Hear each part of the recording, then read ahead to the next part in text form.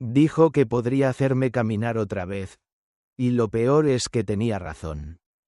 Esa niña, sucia, descalza, con los ojos de alguien que ha visto demasiado. Cambió mi vida con una sola frase. Pero lo que no sabía es que esa frase también desenterraría una verdad que casi me destruye. ¿Qué harías si descubres que la persona que amas es la misma que te ha mantenido prisionera durante años? ¿Y si la única que puede ayudarte es una niña que duerme entre cartones y basura? Esta no es una historia de milagros. Es una historia de mentiras disfrazadas de amor. Y de cómo el cuerpo puede sanar mucho antes que el alma. Porque después de escuchar lo que él me hizo, tú también vas a tener algo que decir. ¿Perdonarías a quien te robó los años más valiosos de tu vida? Mano escribiendo, déjamelo en los comentarios. El parque olía a pan dulce y pasto húmedo. Domingos así siempre me recordaban que el mundo seguía moviéndose aunque yo estuviera clavada en esta silla. Julián empujaba despacio, con esa sonrisa de «yo me encargo», que ya ni siquiera me tocaba el corazón. Me dejó frente a la fuente y se fue por café. Y por mis pastillas. Siempre las pastillas. Yo miraba a las palomas arrastrando sus patas diminutas sobre el cemento cuando la vi. Era un bulto flaco envuelto en una camiseta gris y un pantalón demasiado corto. Cabello recogido con una liga lastimada. No tenía más de 11 años. Pero su mirada llevaba siglos. Se plantó frente a mí sin pedir permiso. No sonrió. No pidió dinero. ¿Necesitas algo?, pregunté. Por automatismo. Por educación vieja. Puedo hacer que vuelvas a caminar, dijo. Y no titubeó. Mi risa salió rota. Seca. Como un vidrio. ¿Otra loca? ¿Otra historia de milagros baratos? Pero había algo en su voz. No era súplica. Ni juego. Era sentencia. Se acercó un paso y, como quien confiesa un secreto blasfemo, me susurró al oído. Eso que tomas, eso mismo mató a mi mamá. Un escalofrío me trepó la columna dormida. No por las palabras, sino por la certeza con la que fueron escupidas. Antes de que pudiera reaccionar, Julián apareció con el vaso de cartón. La niña se apartó, sin correr, sin mirar atrás. Desapareció entre cuerpos, como si hubiera nacido de esa multitud y volviera a disolverse en ella. ¿Quién era esa?, preguntó él, tendiéndome el café. Una niña, respondí. Solo una niña. Pero mis manos temblaron. Y cuando me llevé la pastilla a la boca, por primera vez en 6 años, no la tragué. Esa noche el techo se volvió un océano negro. La frase de la niña golpeaba mis sienes como olas sordas. Eso que tomas. ¿Cómo sabía? ¿Por qué supe, desde el primer segundo, que no estaba mintiendo? Recordé cada cucharada de agua. Cada «por tu bien» de Julián. Cada informe médico leído por encima. Una duda se abrió paso como una astilla bajo la piel. ¿Y si mi cárcel no era la silla, sino el frasco? Al amanecer, todavía con el sabor metálico de la mentira en la lengua, decidí observar. Observé a Julián con ojos nuevos. La forma en que evitaba detalles. Cómo adelantaba respuestas. Cómo su mano tembló apenas cuando le dije que el medicamento me adormecía demasiado. Observé a las enfermeras. Obedientes. Mudas. Observé mi propia sumisión convertida en costumbre. Y entonces sentí algo. No un movimiento. No todavía. Un cosquilleo minúsculo. Un pinchazo tibio en la planta del pie. Lloré en silencio, con los dientes apretados para que nadie escuchara. No era esperanza. Era rabia mezclada con miedo. La niña había plantado una bomba dentro de mí. Una bomba de verdad. No sabía su nombre, ni dónde dormiría esa noche. Pero sabía que, si quería mi vida de vuelta, tendría que seguir el hilo que dejó colgando en mi oído. Respiré hondo. Guardé la pastilla bajo la lengua. Escupí en la servilleta. Y decidí que el próximo sorbo no sería de obediencia. Porque cuando una desconocida te regala una grieta en la pared de tu prisión, solo te queda empujar. La casa amanecía antes que yo. Luces que se encendían solas. Cortinas que se abrían como párpados obedientes. Café servido a la temperatura exacta. Todo calculado para que yo no tuviera que pedir nada. Ni sospechar nada. El mármol brillaba tanto que dolía mirarlo. Y sin embargo, ahora que la duda me habitaba, cada reflejo era un espejo torcido. Julián caminaba por los pasillos como un dios doméstico. Control remoto en un bolsillo. Llaves en el otro. Contraseñas en la lengua. Descansa. Amor. Yo veo todo. Y yo, que había aprendido a no incomodar. Asentía. Pero después de la frase de la niña, cada gesto suyo empezó a oler a protocolo. No a cariño. Intenté abrir mi laptop. Clave cambiada. Pregunté por mis expedientes médicos.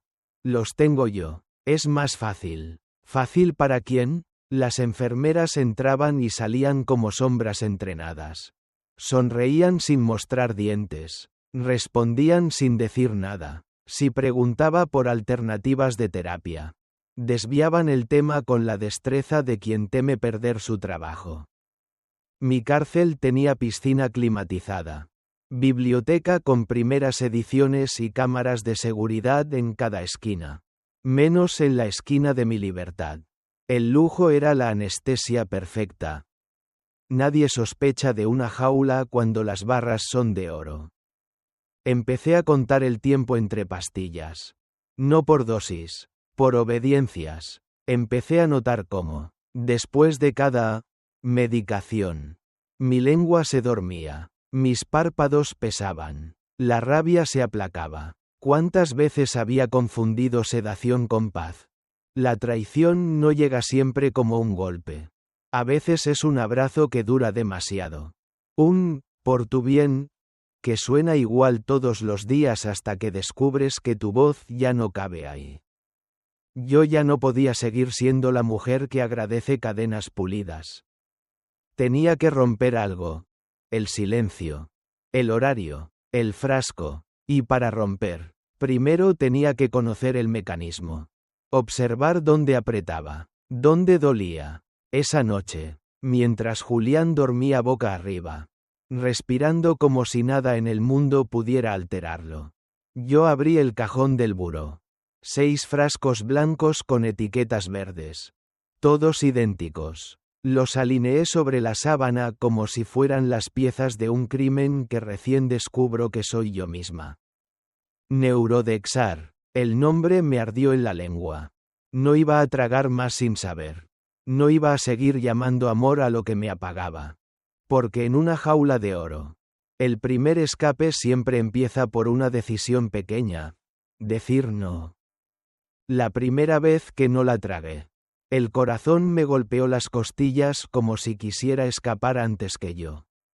La guardé bajo la lengua. Conté hasta 10. Sonreí frente a Julián y luego, en el baño, la dejé caer sobre la porcelana fría. El sonido fue mínimo, pero en mi cabeza sonó como un disparo. Desde entonces cada dosis se volvió un ritual de guerra. Papel doblado. Servilleta escondida. Frasco falso detrás de un tarro de crema. No era solo dejar una pastilla. Era arrancarme una obediencia. Y el cuerpo respondió. El segundo día tuve un dolor punzante en la espalda. Como si mi columna despertara de una anestesia eterna. El tercero. Un cosquilleo tímido en los dedos del pie izquierdo. ¿Imaginación? ¿Esperanza? Lloré igual. Porque la duda también quema cuando llevas años congelada. Julián empezó a notar algo. Te veo más despierta, dijo una tarde, dejando la cápsula blanca en mi palma. Yo levanté la ceja apenas. Quizá ya me acostumbré. Él sonrió sin humor. Yo guardé otra pastilla bajo la lengua. Sentí como la traición. Esa palabra viscosa y amarga. Crecía entre nosotros como moho. Las noches eran un campo minado. Revisaba cámaras, pasos, sombras bajo la puerta. Tenía miedo de que me descubriera. Pero miedo mayor de seguir durmiendo con los ojos abiertos. Me aferré al recuerdo de la niña.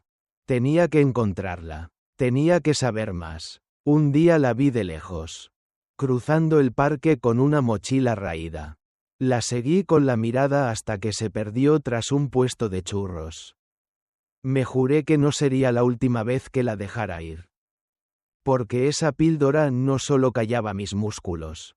Callaba mis preguntas, mis sospechas, mi voz, y sin voz, ninguna mujer puede salvarse. Así que apreté los dientes y seguí.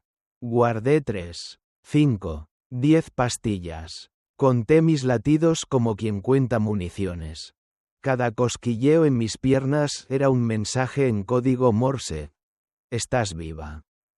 Estás viva. Estás viva. Y cuando el silencio del fármaco empezó a romperse, otro silencio se hizo audible. El de un pasado manipulado. El de una verdad que alguien trató de borrar. Era hora de escuchar otras voces. Las que habían intentado silenciar junto conmigo. El nombre del medicamento seguía ardiéndome en la lengua. Neurodexar. No bastaba con sentir hormigueos en los pies. Necesitaba que alguien me dijera. Con ciencia y con pruebas. Que no estaba loca. Que no era la paranoia de una mujer rota. Sino la lógica de alguien a quien habían roto a propósito. Busqué en el fondo de mi memoria un nombre que Julián había borrado a fuerza de... No hace falta... El doctor Moisés Landa. Mi primer neurólogo. Aquel que desapareció misteriosamente del... equipo, cuando todo se volvió asunto exclusivo de mi esposo. Le pedí a Leti que consiguiera su dirección. Un consultorio viejo. Ascensor que chirriaba. Olor a café recalentado. Nada de placas doradas. Perfecto. Cuando me vio, Landa no me miró como a un caso perdido, sino como a un expediente robado. Escuchó mi historia en silencio. Tomó el frasco con dedos expertos y... cuando tecleó el nombre en su computadora. Su ceño se quebró. Claudia. Esto no es para ti. No para años. Bloquea la transmisión neuromuscular. Si alguien te lo receta sabiendo lo que hace. No terminó la frase. Pero yo completé el resto en mi cabeza. Lo hace con intención. Me mostró estudios viejos. Resonancias. Electromiografías. Resultados que nunca vi. Nervios íntegros. Decía un reporte firmado. Julián me había dicho lo contrario. La palabra... traición dejó de ser abstracta, se volvió tinta negra sobre papel oficial. Esa noche, con la adrenalina como única sedante, encendí la grabadora del celular y fingí dormir. Escuché a Julián en el despacho. La puerta apenas entreabierta, su voz baja y limpia como un bisturí. Mientras siga tomando eso, no se mueve, no firma, no decide. Pausa. Sí, lo tengo bajo control. Cada sílaba fue un golpe directo en el esternón. No lloré, no podía. Grabé, guardé, apreté el teléfono contra el pecho como si fuera un salvavidas. Faltaba una voz más. La de la niña. Jimena. La encontré, después de días de rondar el parque. Bajo el puente de un periférico. Con una mochila rota y un cuaderno arrugado. Me lo entregó como quien entrega pruebas de guerra. Dibujos de frascos. Fechas. Palabras copiadas de etiquetas. Noche 14. Dosis completa. Mamá duerme. Su madre había muerto en silencio. Con la misma pastilla escondida en el cielo de la boca. No quiero que te pase lo mismo, dijo sin llorar. Porque ya se le habían acabado las lágrimas años atrás. Nos abrazamos. 2 mujeres rotas por el mismo veneno. De edades distintas. Con la misma cicatriz. Y supe que no bastaba con sobrevivir. Había que exponerlo. Regresé a casa con un expediente vivo. Audios. Papeles. Un cuaderno de niña y el temblor nuevo en mis piernas. El silencio ya no me servía. Las voces que intentaron callar estaban de vuelta y gritaban juntas dentro de mí. Era hora de convertir el susurro en sentencia. La sala olía a madera vieja y a miedo reciente. Bancos duros. Focos fríos. Murmullos que se clavaban en la nuca. Yo entré en silla. Pero no como prisionera. Entré con una carpeta negra sobre las piernas y una niña apretando mi mano. Jimena me miró de reojo. Como diciendo, ya casi. Leti detrás. Firme. El doctor Landa y la doctora Rubalcaba. Listos. Julieta, la enfermera, temblando pero presente. Y al fondo, Julián, planchado, impecable, pero con la mirada quebrada. El juez habló con voz de mármol. La fiscalía expuso. Primero los papeles. Análisis toxicológico. Informes neurológicos. Fechas. Dosis. Después. Mi audio. Mientras siga tomando eso. No firma. No decide. El silencio se hizo pesado como plomo. Julián apretó la mandíbula. Su abogado intentó cortar. Sacado de contexto. Su señoría. El juez levantó la mano. Continúe. La doctora Rubalcaba explicó mis nervios. No muertos. Bloqueados. Landa habló de ética médica. Esto no es un error de prescripción. Es un control sistemático. Julieta lloró cuando contó cómo me vio escupir la pastilla en el baño y cómo él le dijo, todo debe seguir igual. El abogado de Julián contraatacó.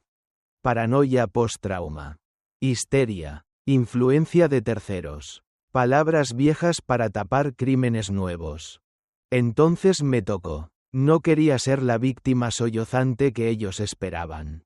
Pedí permiso para ponerme de pie. El murmullo creció. Con las manos de Leti y el bastón al que me había aferrado semanas enteras. Me levanté. Un paso. Otro. Temblorosos. Imperfectos. Pero míos. Juré escuchar un gemido ahogado detrás. No sé si fue de él o mío. No vengo a vengarme. Dije. Vengo a recuperar mi voz. Y a que la de ella. Señalé a Jimena. No vuelva a ser apagada. El abogado de Julián lo intentó una última vez. Fue por amor. El juez cerró los ojos un segundo. Como si esas palabras le supieran a óxido. El veredicto cayó como un martillo. Culpable. 4 años. Suspensión de licencia. Ante mis ojos. El hombre que me mantuvo inmóvil fue esposado. No sentí triunfo. Sentí vacío y, al mismo tiempo, una puerta que se abría con un chirrido largo dentro del pecho. Afuera, micrófonos, flashes, preguntas puntiagudas. Yo solo dije, no callen cuando algo no les cuadra. Mi cuerpo habló cuando mi boca estaba sedada. Escúchenlo. Jimena me abrazó por la cintura. Lo logramos, susurró. Yo la sostuve como quien sostiene lo que siempre debió ser suyo, libertad. Pero el juicio solo arrancó la maleza. El terreno seguía herido. Mi casa, mis pasos, mi futuro, todo estaba por rehacerse desde cero. Y la pregunta era, ¿cómo se vuelve a caminar cuando no recuerdas cómo se sentía ser libre? La primera mañana sin él. La casa sonó distinta. El eco ya no era amenaza. Era espacio. Vendí el mármol, los espejos, las cámaras. Me fui. Elegí una casa pequeña cerca del mar. Con paredes sin historia y ventanas grandes que dejaban entrar el salitre como una bendición áspera. Allí, cada paso crujía sobre madera viva. No sobre culpa pulida. Reaprender a caminar no fue épico. Fue doloroso. Terco, cotidiano, 1 centímetro hoy, 2 mañana. El cuerpo gritaba cosas que no recordaba. Miedo a caer. Rabia acumulada en músculos dormidos. Alegría feroz cuando el talón por fin tocaba el suelo sin ayuda. A veces me desplomaba y lloraba con la cara hundida en la alfombra. Otras, reía sin sonido, solo con aire, porque el silencio ya no era del medicamento. Era mío. Jimena llenó la casa de dibujos. Piernas que se encienden como bombillas. Frascos tachados con cruces rojas. Una mujer de pie con una niña colgada al cuello. Me llamó, mamá, una noche. Cuando creía que dormía, fingí seguir soñando para llorar sin romper el momento.